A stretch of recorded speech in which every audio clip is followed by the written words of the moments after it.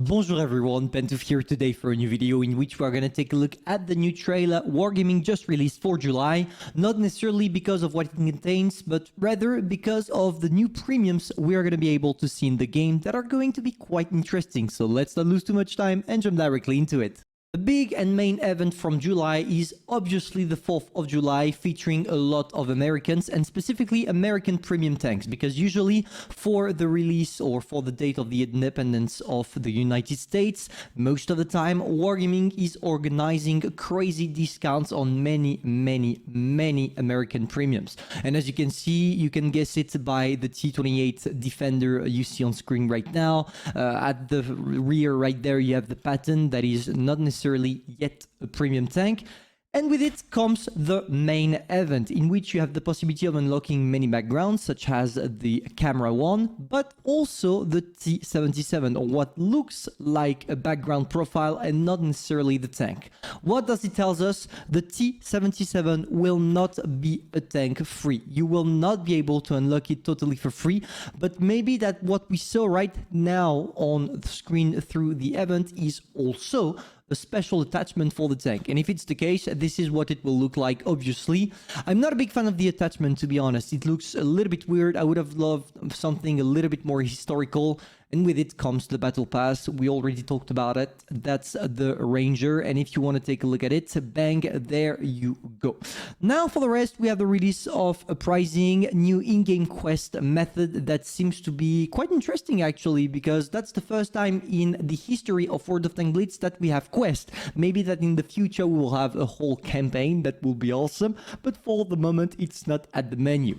So there we go, once again with the T-77 tank. You see that you have to unlock stages, many stages to get the tank. We don't know yet what it's going to be about, because to be fair, when you pause and just take a look at what is on screen right now, there is not that much, except maybe having to get 1.2k experience, and maybe that's all you need to do. And if it's the case, it's quite interesting, because obviously if the only thing you need to do in order to get the tank is to get 1200 experience maybe per game, you will need 2, 3, 4 ace tankers, and boom, it's done. On top of that, the Concept 1B is finally making a return, otherwise Wargaming will not show it, which means that we are going to be able to buy it for the first time directly into the shop. I don't know yet if it's going to be in crates or not, but this is something we'll have to take a look at a little bit later. On top of that, the last event Wargaming is teasing is the Yeti's Lair. I mean, why not? After all, why not? And for this one, I'm pretty sure that you will be able to unlock the Bretagne Panther completely for free. To be fair, it's just an average tank, nothing to be amazed about, but it's a free premium, so let's not spit on it. You only have to get 100 victory, as you may or may not have seen on screen right now, and earn mastery badges or exchange resources to get rebonds, win battle to get rebonds. With the rebond you buy things, with the things you get the tanks or certificates, etc, etc. So that's it for the trailer. Now let's take a deeper look at all the premiums that are waiting for us. As I just mentioned, we have the pleasure of being introduced to the T-77, which is probably going to be the main tank of July. And you guessed it, it looks exactly like a T-57 Heavy, the tier 10 American heavy tank, but 2 tiers below, because this one is a tier 8. But on the look, it's literally the exact same tank. What does it mean? It means that you are penetrable by HE in this area, and specifically this one as well, so you need to be extremely careful not to be circled by tanks like a T-49. For the rest of the tank, you are going to see that there are a lot of differences with the regular T-57, one of them being the number of shells in the magazine, because this one only kind of features 2 shells, but 2 shells at 380 damage, which means that in total with this tank you will be able to inflict nearly 860 alpha damage per clip with only 2.5 seconds of reload between shells, which means that you are gonna take overall 23 seconds of reload. Why am I saying that? Because your whole magazine reload time is 20.6 seconds and your first shell is already loaded when this one is over, which means that you only have to stack up the 2.5 shell reload time only one time to get yourself the total reload of the tank, which is equal to 23.1 seconds. And of course, when you see that, it doesn't give it the best DPM. It's just a regular and average one for a tier 8 because it gets you to nearly 2k. But to be fair, this one is only a burster. You are here to snap your 2 shells, go back to a safe cover and wait for your whole reload to be complete and repeat. It's a support tank, not something to play aggressively with, because obviously with your armor and specifically the frontal armor, you are not gonna go anywhere. You are not here to take shots, and it's something to take into consideration if you are willing to buy it. For the rest of the tank, it's quite versatile, especially on the gun depression, because you have 10 degrees, which means that you can work pretty much everywhere. But you still need to be careful about the accuracy though, because your aim time is just horrific, 5.1 seconds, and the gun dispersion is definitely not the greatest, sitting at 0.36.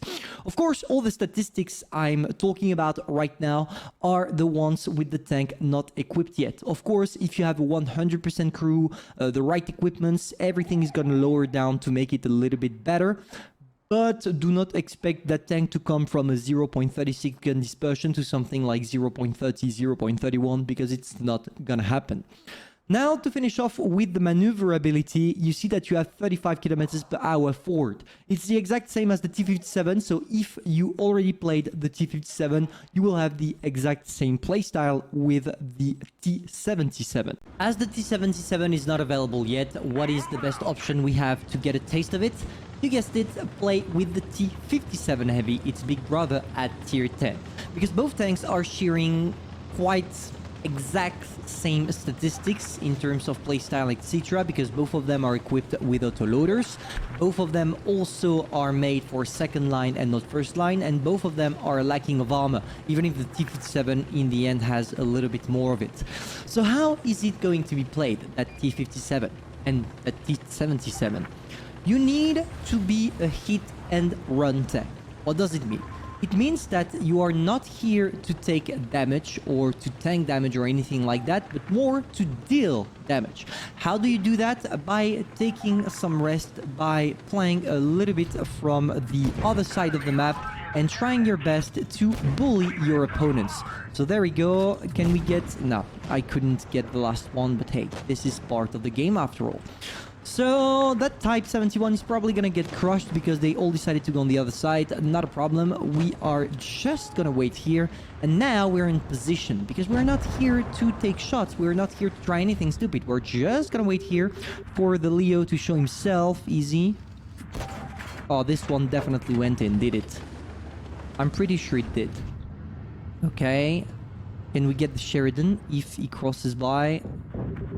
No, I'm not gonna bother with the Sheridan. I only have 2 shells. And as you can see, this is the kind of things you need to do with your tank. You do not want to get into the main fight. You just wait to the right angle, you wait for the right attack, and that's it. It's a pretty boring playstyle for most players because obviously it requires from you patience. It also requires you to have a good team because obviously if not a single one of your teammates is playing aggressively, there is nothing you will be able to do. But let's keep going and see how our bursting abilities are gonna affect the overall playstyle of the tank. The 10 degrees of gun depression are quite delightful on these kind of scenarios, specifically because, as you can see, you do have the possibility of destroying your targets through the rails, which is not something that a lot of tanks are equipped with.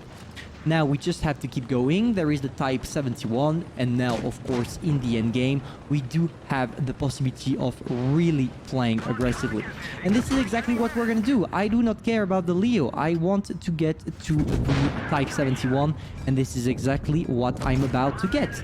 We go for a full gold run, boys, and bang, we got him. Not a big game, obviously, only 3.3k damage, but at least it shows you the 3 different steps of the T77 playstyle. The first is analyzing where your team goes, because you do not want to go lonely. The second step is to take a little bit of distance from the main fight in order to be able to know when to shoot, where to shoot, how to shoot, etc., and also not being the main target. And finally, the last one, and you saw it through the Type 71, it's to push when you know that there is nothing left between you and the enemies for you to get a maximum damage. So this is what you can expect from the T-77 with one less shell. And obviously, I will buy the tank for you to get a full review of it in order to know if yes or no, the tank is worth it. So hopefully you enjoyed, guys. If that's the case, feel free to subscribe, like, and share. Personally, I'm gonna see you soon for a new video. And as a quick release date, I'm just going to tell you that I finished my second Lego set, which is once again a Star Wars one, because I'm just a fan of Lego Star Wars.